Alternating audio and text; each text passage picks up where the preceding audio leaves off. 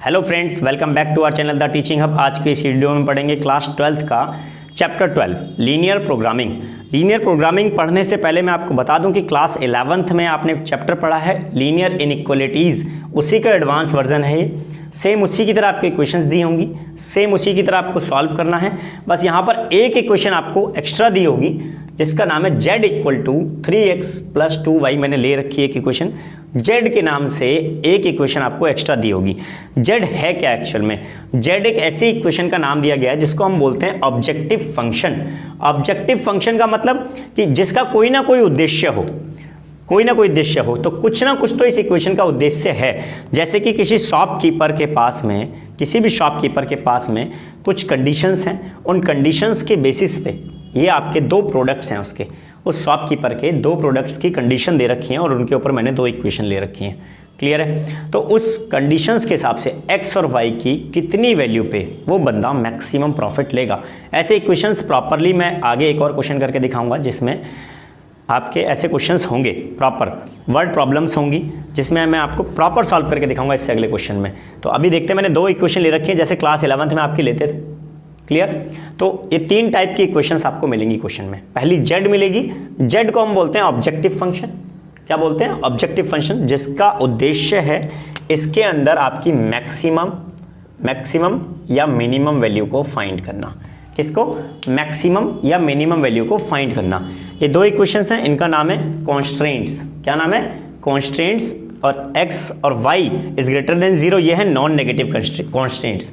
x और y हमेशा greater than 0 रहेंगे, क्योंकि कभी भी किसी भी प्रोडक्ट की क्वांटिटी 1 से कम या 0 से कम नहीं हो सकती है। क्लियर है? तो अब हम इनके ग्राफ बना के डिज़ाइन करते हैं। ग्राफ कैसे बनाते हैं आपने 9th क्लास में सीखा होगा, नहीं सीखा तो एक बार फिर भी देख लेते हैं। यहाँ से हम इस इक्वेशन को लेंगे फ्रॉम इक्वेशन फर्स्ट। मैंने लिया फ्रॉम इक्वेशन फर्स्ट। पहली इक्वेशन कौन सी है हमारी? 5x + y = 100। तो मैं यहाँ से क्या करने वाला हूँ, सिंपल सा एक कंडीशन ले रहा हूँ, एक बार x एक बार y। बहुत ही सिंपल है, एक बार x 0 रखेंगे, एक बार y 0। अगर मैंने x की वैल्यू यहाँ से 0 रखी तो y की वैल्यू क्या आएगी? 100। और अगर y की वैल्यू 0 रखी तो x की वैल्यू क्या आएगी? सिंपल है, 20। क्लियर? अब हम इक्वेशन सेकेंड लेंगे। इक्वेशन सेकेंड से भी हम क्या करेंगे? ग्राफ बनाएंगे। तो इक्वेशन सेकंड से डब्बा बनाएंगे तो क्या बनेगा? From equation second. एक बार x की वैल्यू 0 रखेंगे, एक बार y की वैल्यू 0।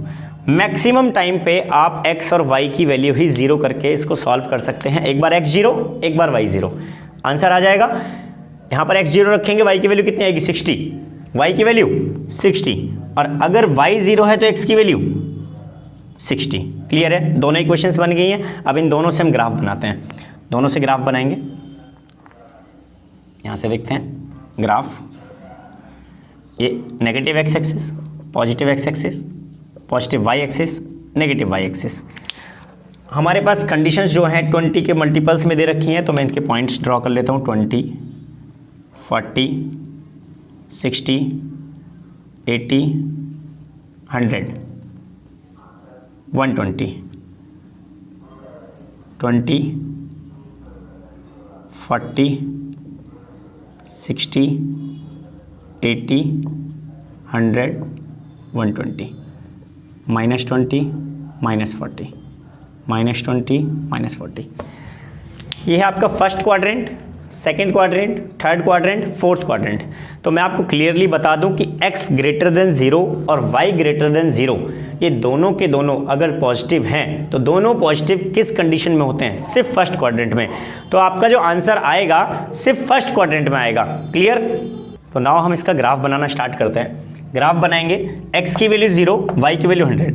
x की वैल्यू 0 है, y की वैल्यू 100 है। कहाँ पॉइंट बनेगा इसका? आपका ये रहा पॉइंट आपका। क्लियर है? ये पॉइंट आ गया। सेकेंड है आपका y की वैल्यू 0 है, x की वैल्यू 20। x 0 है, y 20। कहाँ पॉइंट बनेगा? यहाँ। तो यहाँ से हम एक स्ट्रेट लाइन ड्रॉ कर देंगे ऐसे। क्लियर है? थोड़ी सी स्ट्रेट नहीं है, ऐसे देखेंगे, ये स्ट्रेट लाइन हो गई। क्लियर है? ये कौन सी इक्वेशन की स्ट्रेट लाइन है? तो इक्वेशन 1। इक्वेशन 1 की ये स्ट्रेट लाइन बन गई। यहाँ से सेकेंड लाइन को ड्रॉ करेंगे। x 0, y 60, x 0, y 60 ये वाला पॉइंट होगा, एंड y 0, x 60 ये वाला पॉइंट होगा। इन दोनों को हम ड्रॉ करेंगे तो क्या आएगा? ये पॉइंट बन गया आपका। क्लियर है? ये क्वेश्चन 2। अब आपका फिजिबल रीजन निकालना है आपको। फिजिबल रीजन निकालने के लिए आपको याद होगा 11th क्लास में हम क्या करते थे। 11th क्लास में हमने करना है कि एक बार x0 इक्वेशन 1 में x0 + 0 इज़ लेस देन 100। ये ट्रू है। अगर ये ट्रू है तो टूवर्ड्स द ऑरिजन, मतलब ऑरिजन की तरफ, नीचे की तरफ ग्राफ बनेगा। तो नीचे की तरफ ग्राफ बनेगा इस लाइन से ऐसे। क्लियर है? लेकिन बनेगा सिर्फ फर्स्ट क्वाड्रेंट में। फर्स्ट क्वाड्रेंट से हम बाहर नहीं जाएंगे। मैंने पहले ही बोल दिया है कि ग्राफ सिर्फ फर्स्ट क्वाड्रेंट में बनना है, क्योंकि इन कंडीशंस के हिसाब से दोनों पॉजिटिव हैं, दोनों पॉजिटिव हमारे सिर्फ फर्स्ट क्वाड्रेंट में होते हैं। क्लियर? सेकंड इक्वेशन देखते हैं आपकी। सेकंड इक्वेशन क्या है आपकी? सेकंड इक्वेशन में दे रखा है x0 y0 दोनों रख दिया हमने। 0 से 0 रखेंगे 60 से। 0 हमारा 60 से छोटा होता है, ये भी ट्रू है, ये भी ट्रू है, तो ये भी टूवर्ड्स द ऑरिजन बनेगा, ऑरिजन की तरफ। तो इसे हम ऑरिजन की तरफ बनाते हैं। तो ये ऑरिजन की तरफ बनेगा तो क्या आएगा? ग्राफ आएगा कुछ इस तरीके से। तो जो इसमें कॉमन पार्ट आया, उस कॉमन पार्ट को मैं शेड कर लेता हूँ अच्छे से। ये कॉमन पार्ट आ गया हमारा। क्लियर है? ये कॉमन पार्ट हमारा, अब इसकी वैल्यूज़ निकालनी है। तो इसके अब हमें क्या करना है? यहाँ तक हमारी 11th हो गई। यहाँ तक अभी तक हमने 12th का कुछ भी यूज़ नहीं किया है, सिर्फ 11th क्लास का शेडेड रीजन बनाया है। क्लियर? अब हमें निकालना है जेड की मैक्सिमाइज वैल्यू निकालनी है। उसके लिए हमें एक्स वाई पता होने चाहिए, बट एक्स वाई कौन से वाले पता होने चाहिए? क्या ये पॉइंट्स या कुछ और भी पॉइंट्स? तो हम डिसाइड करते हैं। तो जो कॉर्नर पॉइंट्स हैं, जो हमारा फिजिबल रीजन आया, उस फिजिबल रीजन के जो कॉर्नर पॉइंट्स हैं, कॉर्नर पॉइंट कौन कौन से हैं? एक ये है, एक ये है, एक ये है, एक ये है। मैं इनके नाम डाल देता हूँ, O A B C। तो O A B C। तो यहाँ से कोऑर्डिनेट निकालेंगे सबके। तो कोऑर्डिनेट ऑफ ए क्या होंगे? एक बॉक्स बना लेते हैं जहाँ पर हम लिखते हैं सिर्फ कोऑर्डिनेट्स। यहाँ लिखेंगे कोऑर्डिनेट्स लिखेंगे। तो ए के कोऑर्डिनेट्स क्या हैं? ए के कोऑर्डिनेट्स यहाँ से देखें, ए के कोऑर्डिनेट्स है आपका 20,0। एक्स की वैल्यू 20 है, वाई की वैल्यू 0। बी के कोऑर्डिनेट्स हमें नहीं पता है। बी के कोऑर्डिनेट्स अभी हम निकालेंगे यहाँ से। पहले सी के कोऑर्डिनेट देख लेते हैं। सी के कोऑर्डिनेट क्या होंगे हमारे पास? सी के कोऑर्डिनेट है 0,60। एक्स की वैल्यू 0 है, वाई की वैल्यू 60। और यहाँ पर ओ के कोऑर्डिनेट्स कितने हैं? ओ के कोऑर्डिनेट्स हैं आपके 0,0। बट हमारे पास में ओ के कोऑर्डिनेट्स आगे, बी के आगे, सॉरी ए के आगे, सी के आगे, बी के कोऑर्डिनेट्स नहीं है। बी के कोऑर्डिनेट्स निकालने के लिए ये दोनों पॉइंट्स एक दूसरे को कहाँ काटते हैं, ये इक्वेशंस को सॉल्व करना पड़ेगा। तो इन इक्वेशंस को सॉल्व करते हैं दोनों इक्वेशंस को सॉल्व करेंगे तो क्या होगा? ये दोनों इक्वेशंस हैं, इन दोनों को सॉल्व करेंगे। 5x + y, x + y = 100 दे रखा है, = 60। दोनों को सब्ट्रैक्ट कर देते हैं, ये कट जाएगा। 4x = 40। तो x = कितना आ गया? 10। x की वैल्यू कितनी आ गई? 10। तो इस इक्वेशन में पुट कर देंगे y वाली में। तो y = आएगा 60 - 10 = 50। तो पॉइंट्स क्या आ गए हमारे? 10, पॉइंट्स आए हैं हमारे 10,50। ये क्लियर है? तो b के कोऑर्डिनेट्स आ गए। अब हमारे जब सब के कोऑर्डिनेट्स आ जाएंगे तब हमें क्या करना है? ये जो z इक्वेशन दे रखी है, z इक्वेशन में इन x और y की वैल्यूज़ को रख के चेक करना पड़ेगा। क्या करना पड़ेगा? रख के चेक करना पड़ेगा। तो इनको चेक करेंगे यहाँ से। x की वैल्यू 20, y की वैल्यू 0। तो z = कितना आएगा? 3 × 20 + 0 = 60। फिर नेक्स्ट z देखते हैं। z यहाँ पर x की वैल्यू 10 है, 3 × 10 + 2 × 50 क्या होगा? 10 3 = 30, 50 2 = 100, 130। फिर यहाँ पर z चेक करेंगे। यहाँ से z चेक करेंगे तो क्या आएगा? x की वैल्यू 0 है, 3 × 0 + 2 × 60 = 120। यहाँ से चेक करेंगे z तो आएगा 3 × 0 + 2 × 0 = 0। क्लियर है? तो यहाँ हमारी जो मिनिमम वैल्यू आई है वो आई है 0। किस क्वांटिटी पे? x 0 पे और y 0 पे। और अगर हमसे पूछा गया है कि मैक्सिमम भी पूछ सकता है क्वेश्चन में, मिनिमम भी पूछ सकता है। मिनिमम पूछा है तो जो वैल्यू मिनिमम है वो वैल्यू मिनिमम आंसर होगा उसी पॉइंट्स पर। अगर मैक्सिमम पूछा है तो मैक्सिमम किस पॉइंट पर ये वैल्यू आई है आपकी? ये आई है मैक्सिमम। तो मैक्सिमम वैल्यू है आपकी ये। क्लियर है? और किस पॉइंट पर? 10,50। The answer is the value of x is 10 and y is 50 and maximize value कितनी आ गई 130।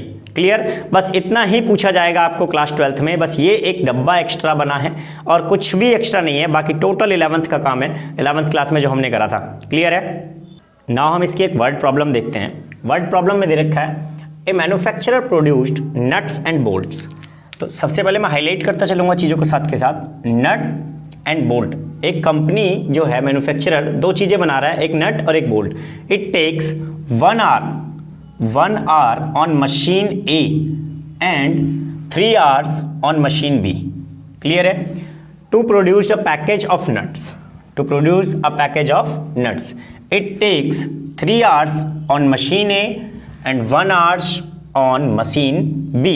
Produced a package of bolts. He earned a profit of Rs 17.5 per package on nuts and 7 rupees per package on bolts. How many package of each should be produced each day so as to maximize his profit? He operates his machines for at most 12 hours a day. Clear है। तो now में दे रखा है कि manufacturer नट और bolt बना रहा है। 1 घंटे काम करती है मशीन ए। हमारे पास एक मशीन ए है, पहले नट बन रहे हैं हमारे पास और बोल्ट बन रहे हैं, दो चीज़ें बन रही हैं, मैंने अलग से लिख ली हैं। और हमारे पास इनको बनाने में दो चीज़ें लगाई जा रही हैं, एक है मशीन ए और एक है मशीन बी। दो चीज़ों का यूज़ हो रहा है। तो 1 घंटा मशीन ए काम करती है और 3 घंटे मशीन बी काम करती है। 1 घंटा मशीन ए काम करती है, मशीन बी क्या बनाने में, नट बनाने में। तो नट बनाने में 1 घंटे इसने काम करा और 3 घंटे इसने काम करा। क्लियर है। अब देखते हैं 3 घंटे मशीन ए काम कर रही है और 1 घंटे मशीन बी काम कर रही है, क्या बनाने में, बोल्ट बनाने में। तो बोल्ट बनाने में मशीन ए को लगे 3 घंटे और मशीन बी को लगा 1 घंटा। क्लियर है। तो कह रहा है ये प्रॉफिट या लॉस या इस तरीके की कंडीशंस जो होती थी, आपको याद होगा वो जेड की इक्वेशंस होती थी, वो मैं अभी बनाऊंगा लास्ट में। इसके बाद में दे रखा है how many package of it should be produce each maximize his profit, he operates machines for the at most 12 hours. At most बेटा ये कुछ सिंबल्स हैं जो आपको याद होंगे, 11th क्लास में भी आपको पढ़ाए गए हैं कि एट मोस्ट का मतलब क्या है, ज़्यादा से ज़्यादा। एट मोस्ट का मतलब क्या है, ज़्यादा से ज़्यादा। बाकी जो एक्स वाई की वैल्यू होंगी उससे कम होगी। तो एट मोस्ट पे जो सिंबल लगता है वो ये लगता है। एट मोस्ट पे जो सिंबल लगेगा वो कौन सा लगेगा, ये। तो मशीन ए और मशीन बी दोनों ज़्यादा से ज़्यादा कितना चल रही हैं, 12 घंटे। तो सिंबल कौन सा लगेगा, ये वाला दोनों पे। तो मैं लेट कर लेता हूं कि let x be the number of nuts and y be the number of bolts. Clear है। मैंने नट और बोल्ट की क्वांटिटी जितनी भी प्रोड्यूस होने वाली है उसको एक्स और वाई में मान लिया। तो अकॉर्डिंग टू दिस क्या होगा, according to question x time लगेगा नट बनाने में तो 1x और y टाइम लगेगा, y बोल्ट हैं आपके तो प्लस में 3y, x plus 3y is less than 12 hours. इन दोनों के घंटे आपके 12 से कम या 12 के बराबर लगने चाहिए, क्योंकि मशीन जो है आपकी वो 12 से ज़्यादा नहीं चलने वाली है, सिर्फ 12 घंटे काम करने वाली है। क्लियर है।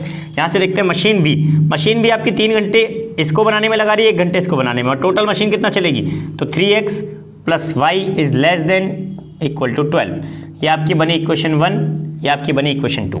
क्लियर है। दो इक्वेशन बन गई है। एक्स और वाई की वैल्यू जो हमेशा, ये इक्वेशन आपके पास में हमेशा रहेंगी, x और y इज ग्रेटर देन 0, क्योंकि आपकी क्वांटिटी कभी भी 0 से कम नहीं हो सकती है, हमेशा 0 से ज़्यादा ही रहेगी। ऐसा नहीं हो सकता कि माइनस में नट और बोल्ट बनने लगे, हमेशा या तो एक भी नहीं बनेगा या कम से कम x से मतलब 0 से ज़्यादा ही बनेंगे, 0 से कम नट और बोल्ट नहीं बन सकते हैं। दैट्स वाई हम x और y हमेशा ग्रेटर देन 0 लेते हैं। नॉन नेगेटिव कॉन्स्टेंट्स आपके फिक्स हैं, ये आपके लिए ही जाएंगे हर क्वेश्चन में।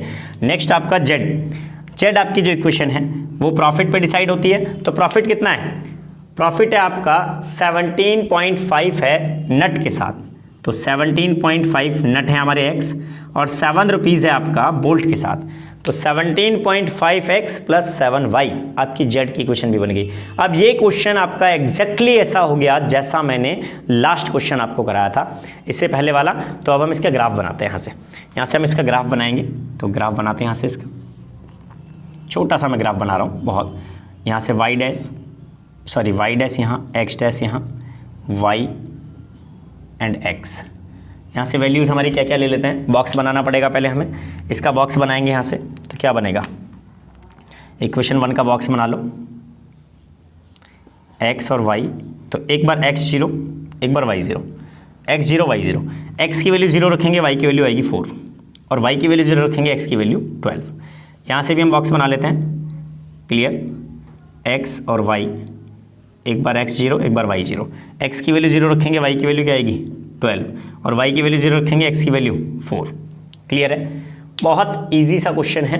तो यहाँ से हम बना रहे हैं इसका ग्राफ, यहाँ से 4 या 2 4 6 8 10 12, 2 4 6 8 10 12, -2 -2 -4 ये मैंने आपका ग्राफ बना लिया यहाँ से।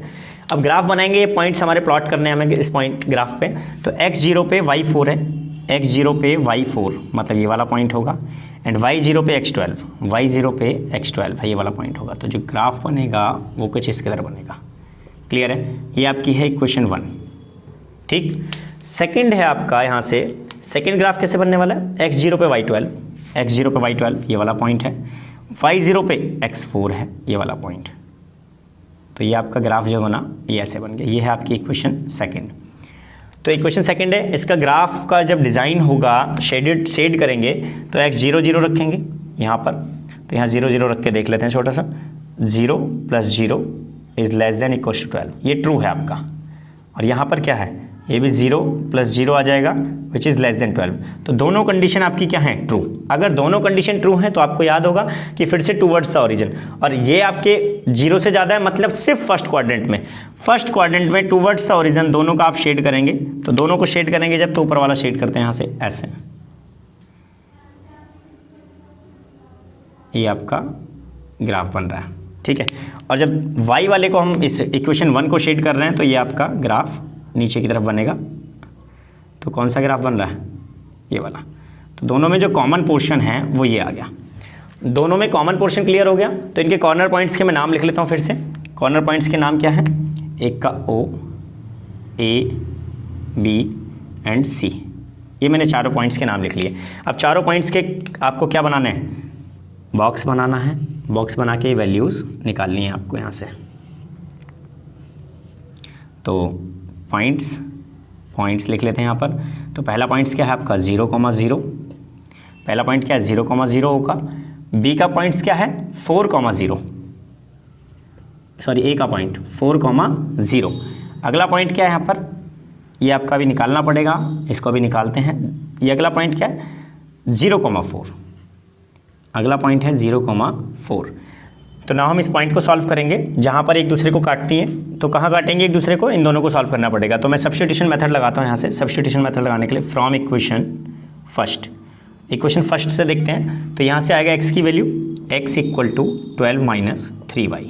क्लियर है, अब पुट करेंगे हम इसे, पुट इन इक्वेशन सेकेंड में पुट कर देंगे। तो सेकेंड है 3, x की वैल्यू क्या है 12 - 3y प्लस का y = 12। इसे हम यहाँ से सॉल्व करते हैं। तो 12 3 36, 36 - 3 3 9y प्लस का y = 12। यहाँ से सॉल्व करेंगे 36 - 12 = माइनस का 8y उधर चला जाएगा, 8y पॉजिटिव। तो यहाँ से बचेगा 24/8 = y, 8 3 24। तो y = क्या आ गया 3। जैसे ही y = 3 आएगा हम इस इक्वेशन में रख देंगे। तो x की वैल्यू क्या आएगी 12 - 3 × 3, 3 3 9, ये आ गया 3। तो x = आ गया आपका 3 और y = भी क्या आ गया 3 आ गया। दोनों वैल्यूज़ क्या आ गई 3। तो मैंने यहाँ लिख दिया 3,3। दोनों पॉइंट्स आ गए हमारे पास। अब हमें z निकालना है। तो z = हमारे पास इक्वेशन क्या दे रखी है, z की इक्वेशन है हमारे पास 17.5x plus 7y, 17.5x plus 7y, ये हमारी दो इक्वेशंस दे रखी हैं। अब ये वैल्यूज पुट करेंगे यहाँ पर, तो z इक्वल टू 0, ये तो प्लस 0 इक्वल टू 0 हो जाएगा। तो यहाँ से z इक्वल टू क्या होगा, 4 रखेंगे, 17.5 इंटू 4 प्लस का 0 इक्वल टू सॉल्व करते हैं। 4 5 ज़ा 20 एंड 7 4 ज़ा 28 प्लस 2 0 30 एंड यहाँ से आगे 0.0 एंड 4 1 ज़ा 4 एंड 3 7, ये आ गया आपका आंसर 70। क्लियर। नेक्स्ट हम z देखते हैं यहाँ से, तो 3,3 पे 17.5 इंटू 3 प्लस 7 इंटू 3, इन दोनों को सॉल्व करेंगे। 17 3 ज़ा 51, 51 एंड 15, 51 52.5 एंड 21, 52.5 प्लस का 21, इसको सॉल्व करेंगे, कितना आएगा यहाँ से 5 to 7 73, 73.5। क्लियर। लास्ट आपका z है 0 + 4, तो ये तो 0 हो जाएगा, प्लस का 7 इंटू 4, तो ये आएगा आपका 28। तो आपका जो मैक्सिमाइज प्रॉफिट आया है वो है आपका 73.5, किस पे, 3,3 पे। तो आंसर क्या है आपका 3,3 पे आंसर आया है 73.5। Clear. That is your maximize profit at 3,3। तो मतलब हम 3 नट बनाएंगे और 3 बोल्ट बनाएंगे, तब हमारा मैक्सिमम प्रॉफिट निकलेगा 73.5। क्लियर। आई होप सभी को वीडियो पसंद आई होगी। चैनल को सब्सक्राइब कर दें और वीडियो को लाइक कर दें ताकि आगे आने वाली वीडियोस आपको मिलती रहें। Thanks for watching, keep supporting.